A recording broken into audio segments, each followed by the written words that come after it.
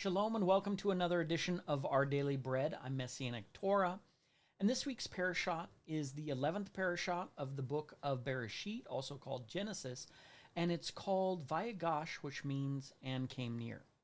And my message for 2025 is called Saving Lives. Now, this week's parashat starts in Bereshit, or Genesis 44:18 through 47:27, with the half-Torah in Yehezkel, or Ezekiel, 37:15 through 28. And in this week's parashah, we start right off with the story of Yehuda offering up himself for his brother Benjamin and stating that if he doesn't come back with his brother Benjamin, that it would basically kill their father. Now, a lot of times people, they kind of miss the bigger story here. And the bigger story and the pattern that I think is always important to recognize in this parashah is that you have to ask yourself, okay, what was the purpose of these tests? Why was he testing them? Why did he, did he just want to see his brother Benjamin? Why was he doing this? He could have just came out and said, hey, I'm Yosef. He could have told him that in the beginning. And then he has multiple tests, and you have all the putting the money back and then putting the cup in there.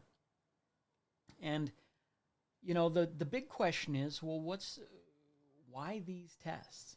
And I think for me, one of the things that I see in this is that he's putting them into a dangerous situation where they're going to have to make a decision on whether or not they're willing to basically throw Benjamin under the bus. And I think he's doing this to determine, whether it's his outcome for them or whether it's just to help them come full circle.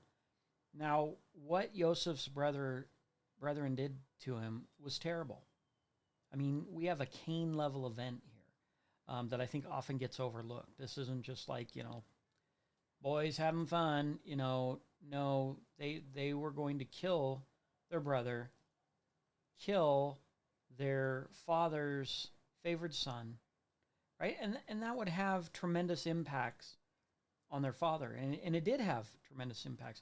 Even if they didn't kill him, the fact that they were willing to let their father suffer for years and years, right? If you look at the by the time you're getting to the famine, you already had 7 years of plenty. So you're talking about letting your father go through life dealing with a tragedy to where it says he couldn't be comforted for more than 7 years. And being fine, just not saying, oh, no, he's fine, we sold him away. Just letting your father suffer.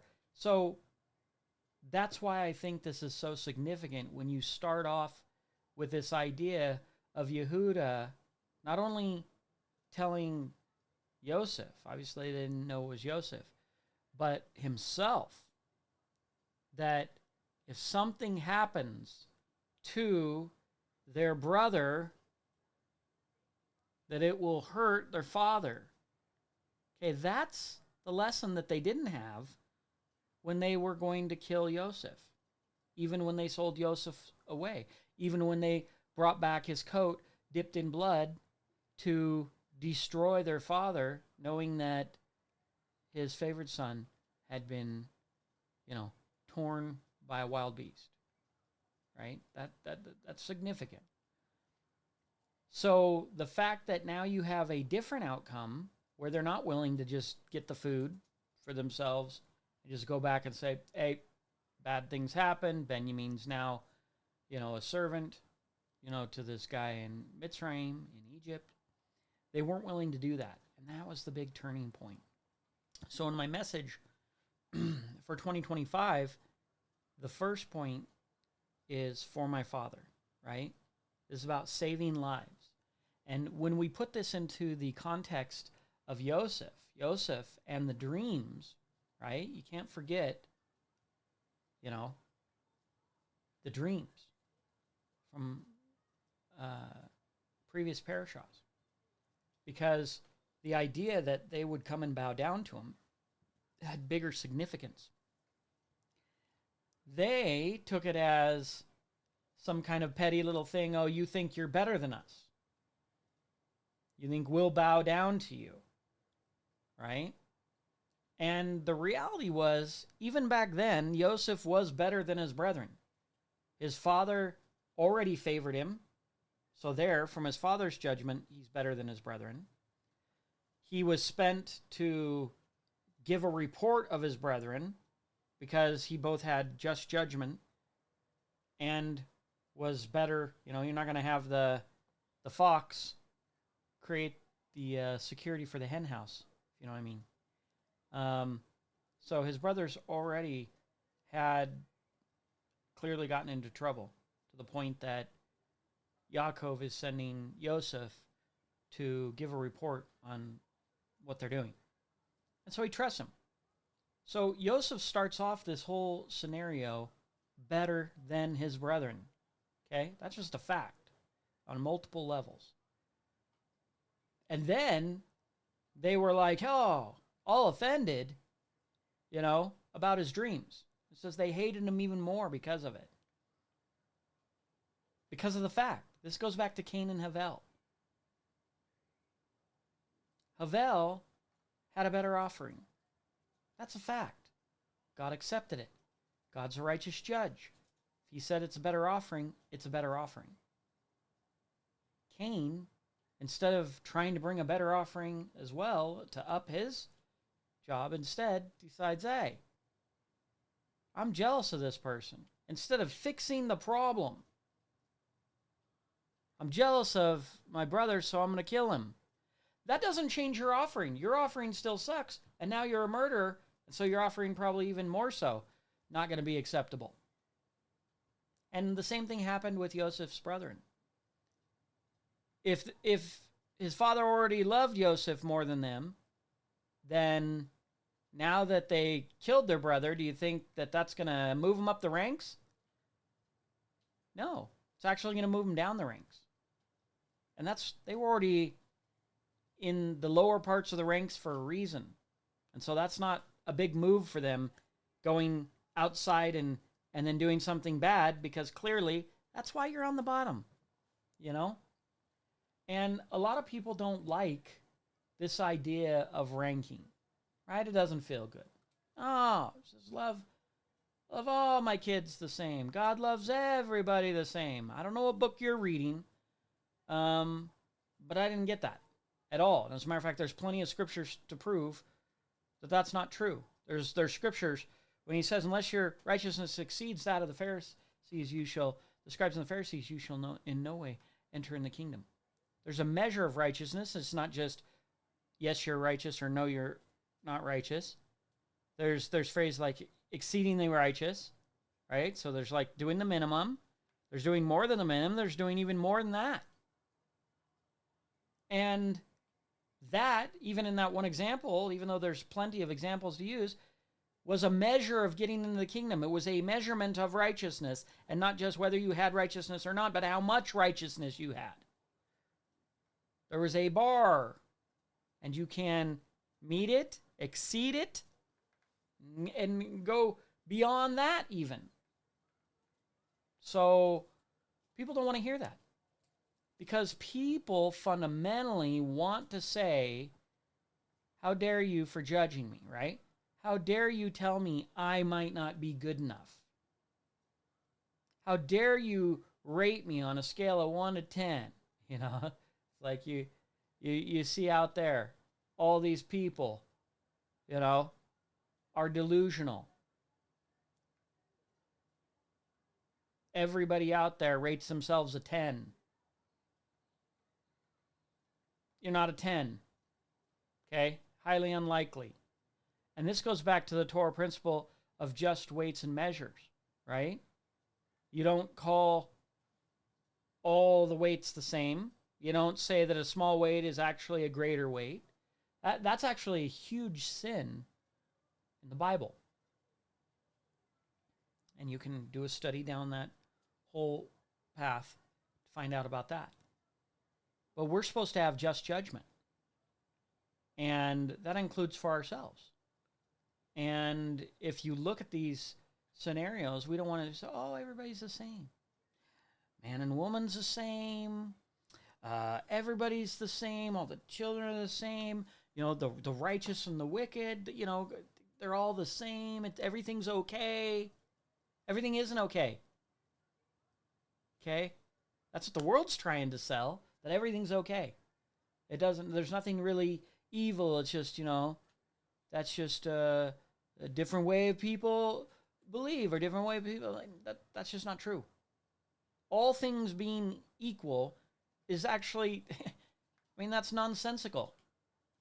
If all things are equal, then give me $100 and I'll give you $1. We'll just call it equal. It's an even trade.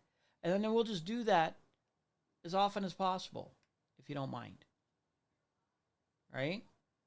People say, oh, everybody's great. Everybody's smart. Everybody isn't smart. Actually, the whole idea of an IQ scale is like, okay, literally the words that most people think are just generic derogatory terms, like moron and idiot and all these type of terms, those are actually scientific terms on a scale of intelligence. Those at a 60 level, you're this, at a 7, imbecile, moron, idiot, those are scales on an IQ scale. And this is where these phrases came in. And so this is one thing that you see a lot in society and history. That's a problem. You see, people making everything, trying to be everything the same. The creation is full of tremendously wonderful diversity. Okay? The colors. It's not, oh, there's only one good color. Oh, there's only one way of thought. What's our statement of faith? Everybody has to believe the things exactly the same at the exact same moment in time, even though that makes no logical sense. Right? Doesn't have anything to do with the fact that there isn't one truth. Right? One total truth. But if you think you're going to have a unified truth with other people, then you don't understand how truth works, how communication, how the brain works. Right? A few parashas ago, I explained how that's an impossibility. So when you think you're in agreement with the brethren, I could take the two people, sit them down and say, okay, you think you agree on this? And we could start to drill down, and then you'd find disagreement. Right? And the thing that they thought was agreement. Even just trying to actually get clarity. What's this word mean to you? What's that? Okay. What's it mean to you? Okay, do that independently. Have them map out. What does this mean? So here's the phrase that we said we agreed on. And now I'm going to take that person aside and say, okay, break that down. Give me 2-3 paragraphs. We're going to have a conversation about what this means, what this doesn't mean. And then I'm going to go over to the other person and say, what do you think this means? What does it not mean? And really dig in and flesh it out and do all that. And then look at those 2 papers without those 2 people trying to compare notes and saying, was that equal? Is this a perfect replica? No, but you came together and said you agreed on something. And yet then when you broke down what it was that you thought you were agreeing to, it ain't the same thing as that person said what they thought you were agreeing to. Because there's no perfect transfer of idea, right? Doesn't mean you can't have some common ground and stuff like that. But each person's a unique person. The way they think, the way they understand, the way they define every term is different. The way they visualize it, what that means to them, what that means to everything that they know in their mental library, all of that is unique to each individual. So all that agreement that you think and that unity that you think you have, you really don't. You just don't know it. So ignorance is bliss. But if you start drilling down, let's go over 10,000 topics. Oh, you thought you... And here's I'm going to give you the spoiler. You don't have to agree. You don't agree. Not with your spouse, not with your kids, not even with yourself. Because if I asked you and we sat there and we spent 6 hours drilling down on what you believe, and then I came back a week later and asked you the same thing, there's going to start to be nuanced changes. You're not going to be able to replicate the exact same thing. And that's just for you against you. Okay? Because you're changing every second. The way you think, the way you focus, the path you take. That's like two paintings. You paint two paintings. You can't paint the same thing. You can't look under a microscope and go, this is a perfect copy. It isn't a perfect copy. Your hand, your muscles move slightly different. It can look similar, but it's not the same. And when you understand that, you have a sense of awareness of, okay, what are we doing here? You know, you're on a journey to learn and to study, and that's why every time you come back, every year you come back around to the Torah, you read the same passages. Why don't you go, wow, I already know all this? But what happens every year, you come back and you see new things. Well, where'd those come from? Oh, they were there last year. But you changed from last year, so you're not noticing and focusing on the same sequence of words and events, and they're not meaning the same thing in your mind, and so you're getting a new painting, slightly different every year. That's the richness. But you're not the same person. You can't be the same person next year as you are, because your brain has literally, biologically changed. You've added new neural connections. Every experience you've had, your memory has changed. You've added to it. You've added, everything's changing and shifting and growing and developing. Okay? So you can't have the same day every day. So my opening point here is that the real big thing that I think that Yosef's looking for is, did his brothers change? Because they didn't care about killing their father when they were going to kill Yosef, and then when they sold him into slavery, and then when they did all these things. And so now there's a big shift here. And we're going to see in this week's parasha that there's a certain point that, you know, Yosef just loses it and comes back. And probably because it reminds me of the prodigal son, where it says, this my son who is dead now lives. Right? He asked him, why the celebration? Right? The other son asked him, who was always with him, why not a fatted calf for me? Because my son was dead and now lives. That's a thing to celebrate and rejoice. And in the same way, his brothers, who didn't care about their father, right, now all of a sudden care about their father. And the way their choices will affect their father. They were disconnected, right? That's like a limb blown off, sewed back on. It's like when they do, you know, woodworking or something, and people working with like a skill saw or a table saw, sometimes they're missing a digit. That finger got cut off. And in that moment, in that minute where something goes bad and your hand goes into the machine, and there goes your finger, and you pull it out and there's no finger there. And the first thing they do is look for that finger. Where's that finger? Put it on ice, get to the hospital before that tissue's dead, and maybe they can sew it back on. And there's a lot of people, they sewed it back on. They did the surgery, and the person can use their hand again. There's other people. Now you're going to go through life minus that digit. Okay? So when you realize that something terrible happened, and then the doctor comes on and says, the surgery was a success, you should gain full movement of your finger again, that's the celebration. His brothers, who were dead, who were separated from loving their father, have been returned to loving their father and doing what was right. That's hard to refrain yourself from the joy of that, right? And their lives, in that sense, are saved by Yosef.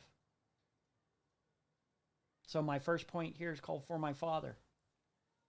Because what Yehuda finally does is thinks about his actions and how it'll affect his father.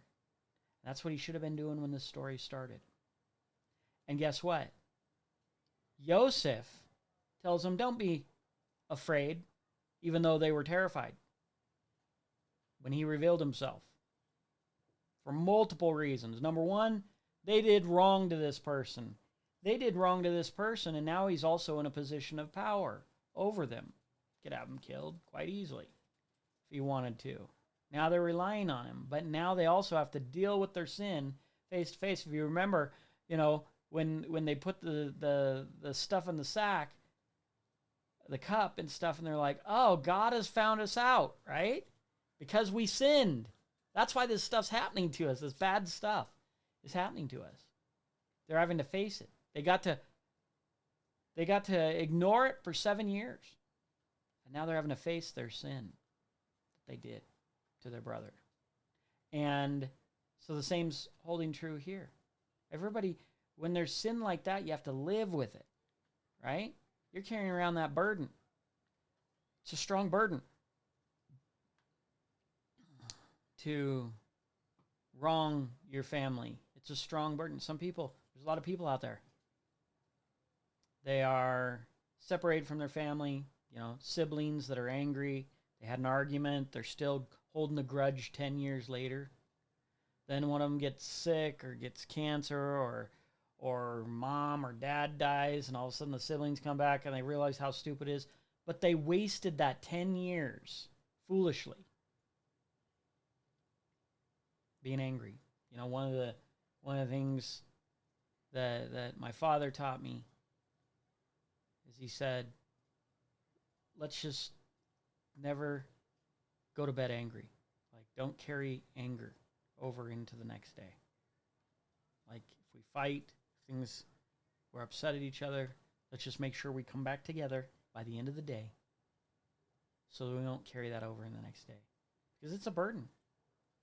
It is a burden it is a burden and a debt upon your shoulder, and it weighs you down even if you're not thinking about it.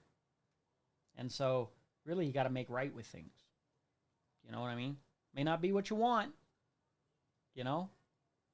but you need to make right with it. It's the same with bitterness. Carrying around bitterness, bad for your health. Carrying around trauma, a lot of times. That's why people go to therapy and stuff like that. I don't know how good that is. Depends, I guess, on what they consider therapy. But if therapy is making you relive that trauma and over and over and over again, making it new and fresh, that maybe happened 20 years ago, if you're not moving forward and advancing and getting beyond it, I think that's very damaging, actually. I think it does a reverse on that. But I think that even if bad things have happened to you, you have to come to a point of acceptance. And you have to be able to accept it and move on. But a lot of times there's this, like, I can't believe. This was unfair. This was unjust. Somebody wronged me. Something bad happened to me. And it's like, yeah, bad stuff happens to a lot of people in this world. And worse things than happen to you happen to other people. And if you carry that around and never deal with it, you try and stuff it away, it's going to be just a cancer in you. It's going to be a burden. And the sooner you can go, okay, these terrible things happened. It's gone. It's past. Don't ruin the things that are set before you now. Don't take a thing that was terrible and then every day add to it to make what's terrible bigger, and make it stay present and current. Like I've seen people do that, and it's not good. It consumes them, and I think that's it's like a tractor pull. The weight's just sliding forward, making it heavier and heavier until you can't move anymore. You gotta release that burden. You gotta do it for yourself so that you can move on. It's not healthy to hold on to negative things in your life, and you got to. I mean, when we're talking time frames, sometimes maybe you have to get past it. Maybe that takes 5 years, 10 years, 20 years. But sooner or later, you do have to deal with things. And a lot of people do. A lot of people, I was angry at my parents or whatever. And, now their parents are on their deathbed and they're realizing, or they become a parent and realize how hard it is. It ain't easy, right? That's what this goes to right here. The story of Yosef is about family. You think Yosef had an easy job when his brothers trying to kill him and then sold him into slavery? And then he sat in a prison because he was falsely accused by the guy who was working for his wife? I mean, this guy's been through the ringer for a long time. betrayed, falsely accused, all this and that. And notice, though, that here he is with great power. And what's he want? He wants to save his brethren. You know why? In my opinion, can't speak for him. That's why I told you before, he was already greater. Right? There's lesser and greater people. Right? And you can grow that and change that. You could become greater. But everybody, one thing's for sure, everybody's not the same. Right? That's not a thing. A rose is not a tulip. They're both flowers. 10 roses. If you had to rank them, one of them's going to be the most beautiful rose. One of them's going to be the least beautiful rose. You know? We say, oh, no, that's not very fair. Life is not fair and equal. Demanding an unnatural expectation against life. I don't want to look at any rose unless they're all exactly equal. Okay. Goes back to weights and measures.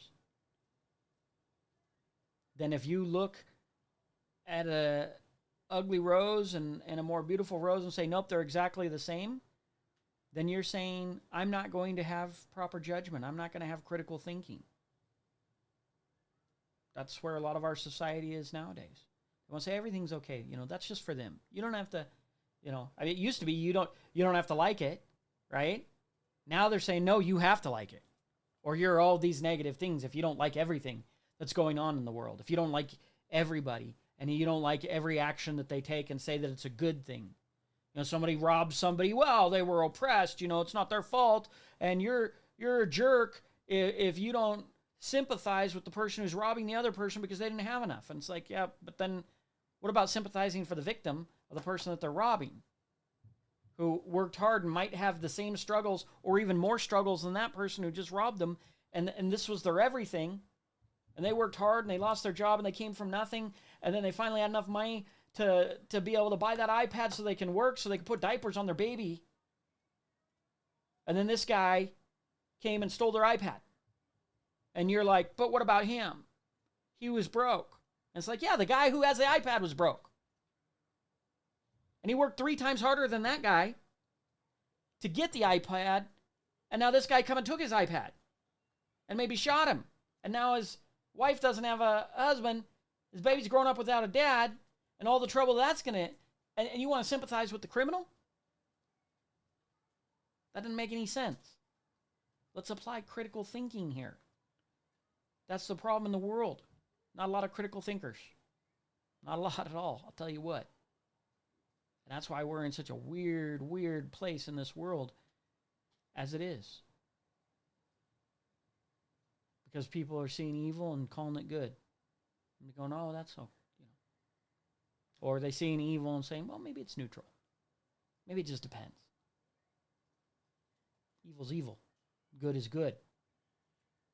And there's levels of evil. And there's levels of good. There's big time evil, right? Selling your brother into slavery. That's terrible. Killing your brother, that's even worse.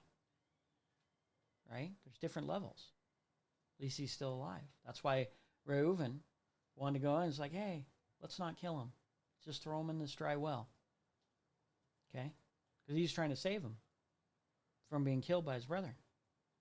So, going back to Yosef, Yosef is superior out of all of these guys.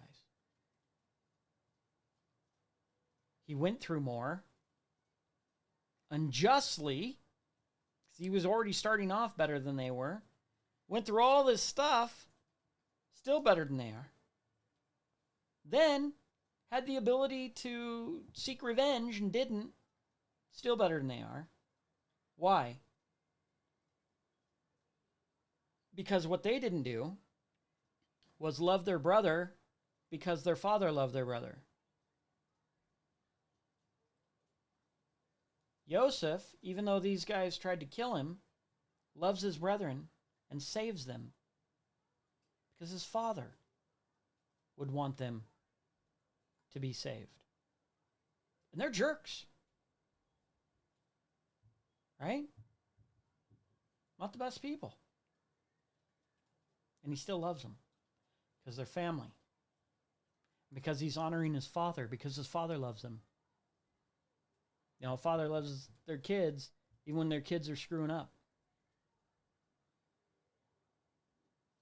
And boy, if you're not parents, once you're parents, man, kids do not understand the responsibility they have. That their bad choices just crush their parents. Just twists up their insides to watch your kids go out there and make bad choices. And it's, you know, when you become a parent, you'll realize it's not just your fault. Certainly there's a lot of neglectful parents who aren't teaching their kids the right things and all that. And so, yeah, then their kids go off and are terrible. They're not showing them a right example, and they're not teaching them right. Sometimes they're teaching, but they're not doing it, so they're not really showing them. But even if you did all things right, you know, look at, we've had that in the Bible many times. You know, I mean, Adam had Cain and Havel. Havel was a good child. Cain obviously not. They both came from the same parent. You see that split all throughout the scriptures, where a good person can have an evil son. You know, that's how it goes, because ultimately everybody gets their right to choose. But here, Yaakov's children were not choosing. They were not doing the will of their father, put it that way. When Messiah says, not my will, but thy will, he said, I would that this cup would pass from me, but not my will, but thy will. This cup of suffering he was about to go through. He didn't want it. But what he really wants is to do the will of his father. And so if that's the will of his father, that he has to suffer those things, then he's going to suffer them. So not my will, but thy will is an important understanding of what a son should really fundamentally be. And, of course, the followers of God. Not my will. That's what we have, the freedom of choice. You're going to eat that ham sandwich, or you're going to eat a turkey sandwich. It doesn't matter if you like ham or you don't like ham, right?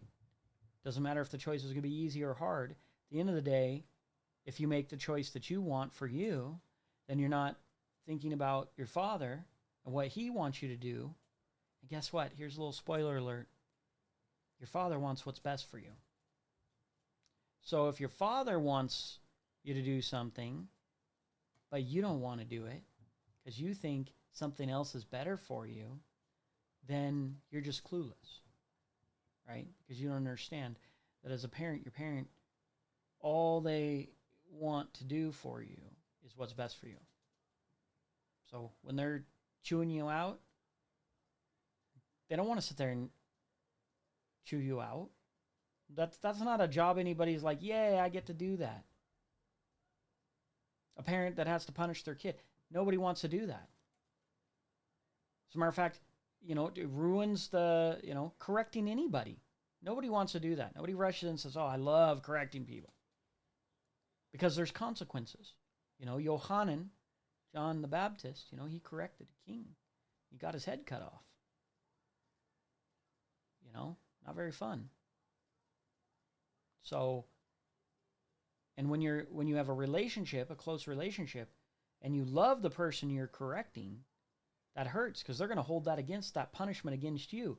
Just like Cain, right?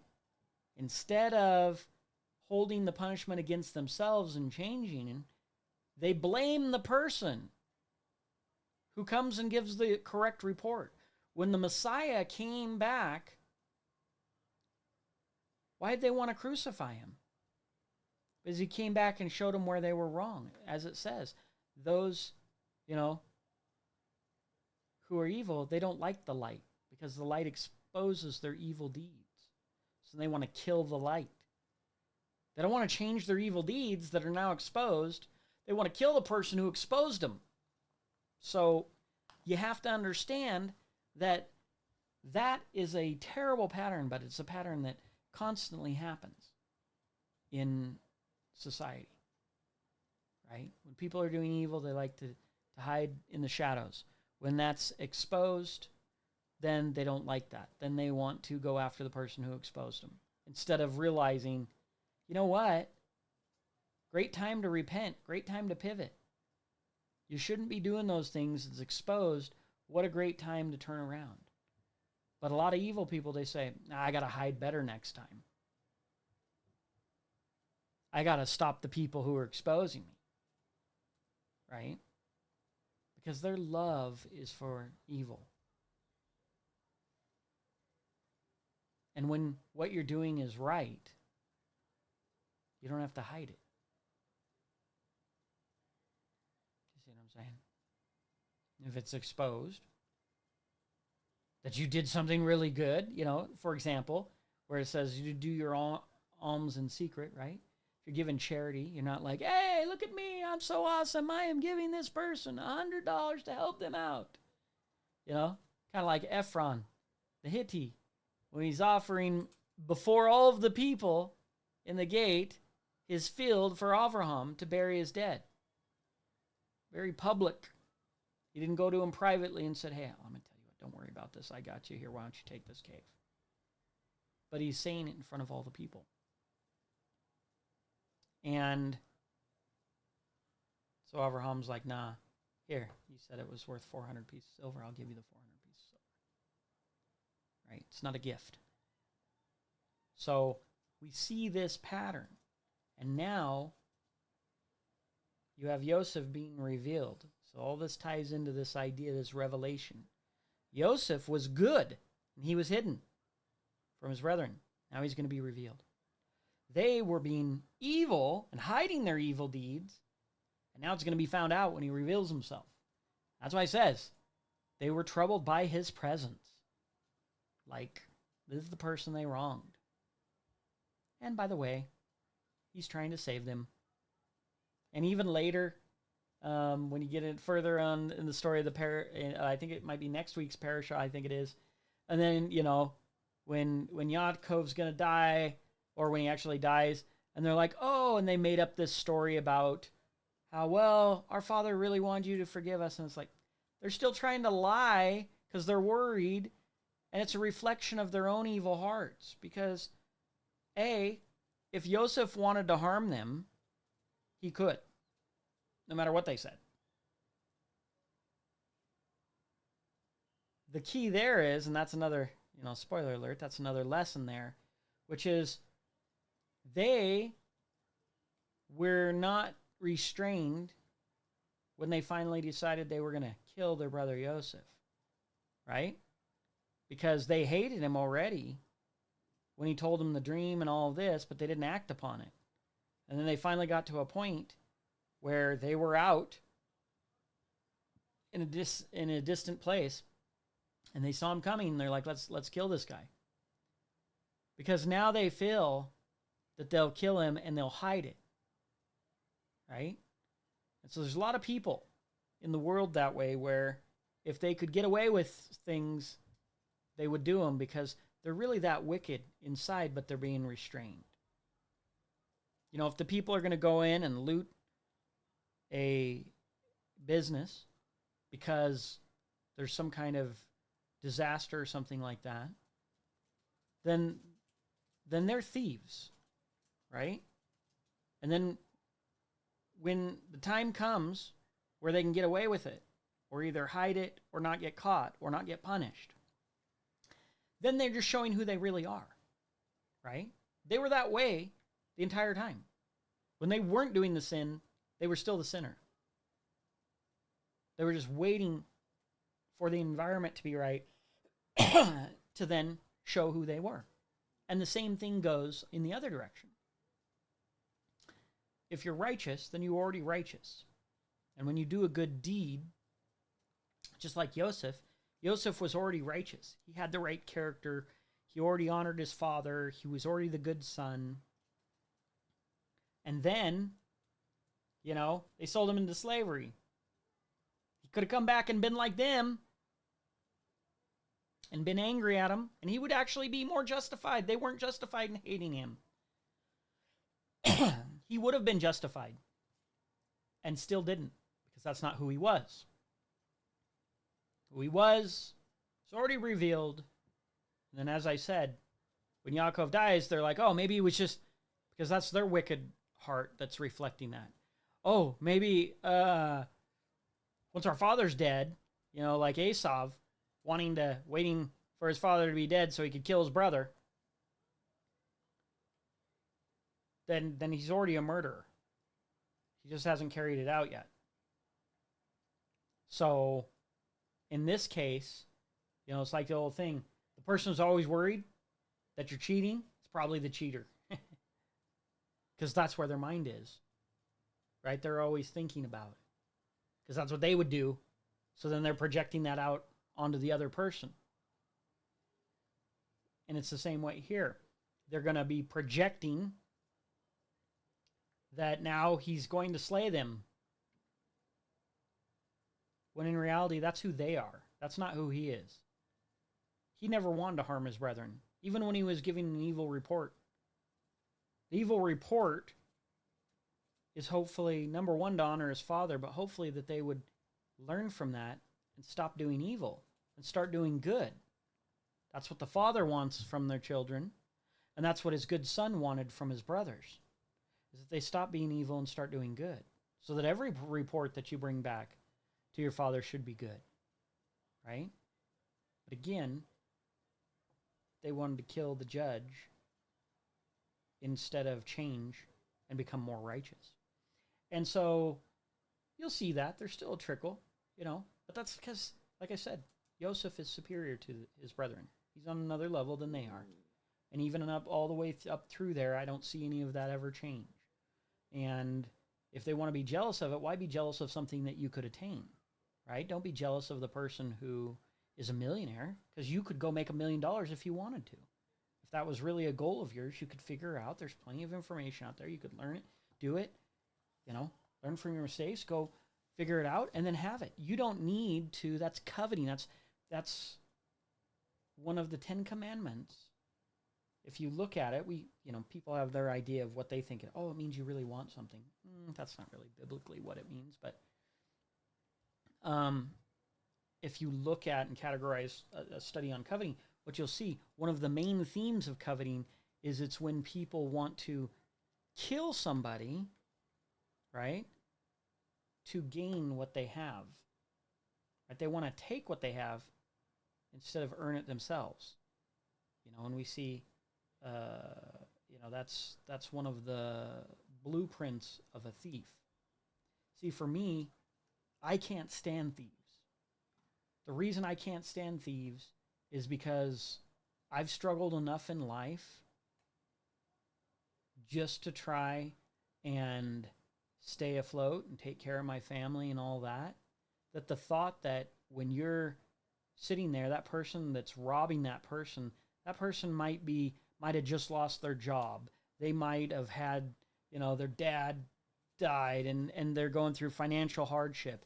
And so the disgusting nature of someone coming up and then taking what little that they worked hard for and struggled for, because that person doesn't want to do the work and earn it and suffer just like everyone else trying to stay afloat. It's disgusting. It's really disgusting, because it's like that's the easy route. Oh, you're poor. Oh, your life's tough. So are the people that you're robbing. So the guy who goes over and steals that kid's shoes or something like that, that kid's poor too. His parents worked and saved up everything to just give their kids a nice pair of shoes. And they're probably suffered and shouldn't have done that, because they're barely paying their rent. And then you come and steal it because you're poor? No. You're lazy. Thieves are lazy and evil. It's not because of poverty, because they're usually stealing from poor people. So it's like, you know what? Go out and earn it.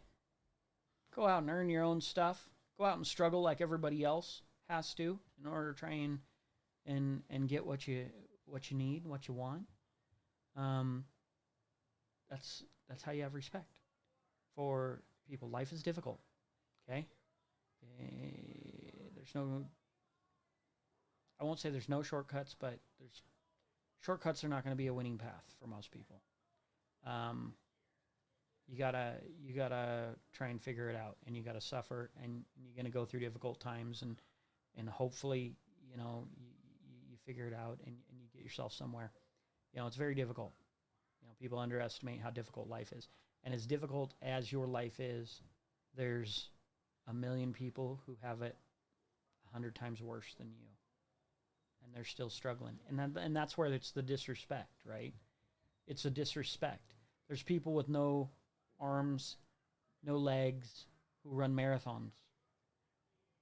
So the person who has arms and legs and says, "Oh, it's too hard.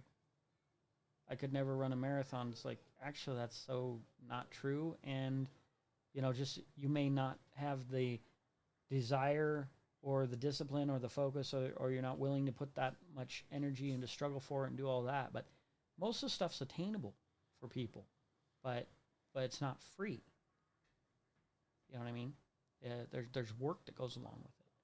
So the idea here in point 2 is love your neighbor. So in this week's Parashat, we see this whole front story with Yosef, with Mitzrayim, right, and his brothers, and revealing himself, and then bringing his father back, and the regathering of his family, which is a big point, right? Because that's what he was doing. While they were doing evil to him, he was going along with the flow because he already had the dream, and he said, now we don't know if he knew it in the very beginning or if he figured it out as we went, but it said, "Don't be afraid because Elohim sent me before you," right? What you did basically was evil, but Elohim made it for good to save you alive. So, I mean, that's just crazy when you think about it, but we don't know when he exactly knew that revelation, but, if it was before he went into Mitzrayim or not. But here he is going along with the plan to save his brethren who were trying to kill him. And we see Moshe was the same way, right? The children of Israel were trying to kill him. They wanted to stone him. Caleb and Yahushua, same thing, right? The 2 spies. All the other ones wanted to stone him and kill him because they said they could go into the land. And so many times we just see this. The people who are trying to save you, the people who they're trying to save are trying to kill those people. Like, it's not just like they're buddies, but they disagree, or they're buddies, but their buddy's being wicked, and good thing he's trying to save them. No. They're actively trying to kill the people who are trying to save them. Right? It's crazy. Right? It really is. It's just crazy.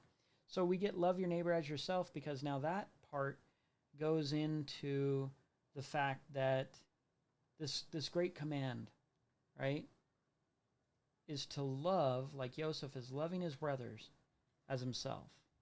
He wouldn't do that. He wouldn't sell himself into slavery. He wouldn't starve himself to death. Why is he going to do this to his brothers? He's just practicing the second great commandment, which is really about, not just about neighbors, but it's about family. It starts with family, and then it works itself out. And that's how this week's Torah portion is. We start with family, Joseph's family, and then it works itself out to the people of Mitzrayim, right? They come when the famine comes, and you see that the famine's going to come. They're going to sell. First, they're going to buy grain. Then they're going to sell, their animals, and then themselves and their land. And these are not Joseph's family, but he's going to save them. And just like he's saving his family, he saves his family first. But then he's going to save Mitzrayim. And this goes to my last point in this week's message, which is there is a difference, though. I mean, they're so grateful because they were going to die. And at this point, they're willing to give. They gave their money. They bought what they could. And then, they're like, we're not going to lie to you. It's like, we don't have any money. So then he takes their life. He could have just said, oh, too bad, starve. But he doesn't. Then he's like, okay, well, bring your animals. And that's a kindness. And then he's like, okay, how about your lands? And then he could have just taken their lands and made them slaves. But then he ends up giving them grain and takes 20% for Paro and gives them the 80% back. He didn't need to give them the 80% back for themselves because they sold that land off. So they could have just been homeless with nothing. So he's done a great kindness to the people of Mitzrayim. And I have to imagine, since he saved their life and then gave them food and then did all these things they didn't have to, that I have to imagine they love him. And then when a new Paro comes up, as we're going to see, who doesn't know Yosef, but the people knew Yosef. And Yosef not only had the power, but he wielded that power and went beyond with kindness to save people's lives, right? That were really strangers to him. Those aren't his brethren. Those are the Mitzrayim. As he said when they brought him out of the prison, I am a Hebrew, right? He's not associating himself with the Mitzrayim. He knows that he's a foreigner. And so when you look at this week's parashah, the final idea is sons and strangers, is that you have sons, which is the first half, and the second half of the story is about strangers. And when it comes to saving lives, Yosef both saved the lives of his family, of his brethren, and of his father, but he also saved the lives of strangers who didn't necessarily mean anything to him. You know what I mean? Directly. And this again goes back to that love your neighbor as yourself, right? So it starts with family, right? But then how you treat others. Because that brings into this idea that we are connected. Everybody at the famine level. When you're starving to death, you're all experiencing the same thing. You know, poverty doesn't care if you're black or white or Hispanic. It doesn't care if you're one person or another from this country or that country. When you're at that core level of suffering, then everybody is a human being. And so sons and strangers, yes, they're treated differently. You want to know why? There's compassion there, but he sold to the Mitzrayim, right? He took their money, then their animals, and then themselves and their land. He didn't do that with his family. So he reserves and treats his family differently. He didn't sell it, right? Once they got there, they got the best of the land. It's actually given land. They didn't buy the land. They were given land. So there's a difference. A lot of the transaction, it said he fed him with bread, right? Didn't say he sold him bread. So now you're getting the fact that you're taking care of your family because they're your family. And that's different. You're not going to put your strangers above your family, right? But it doesn't mean you can't have compassion on strangers, but you take care of your family. Your family comes first, right? And they're different. And you got to understand the difference of that. And that's something that I see with Yosef, and he was a great man. He saved a lot of lives, really saved a lot of lives. And he made sure his house, though, was in order, right? That was his primary thing.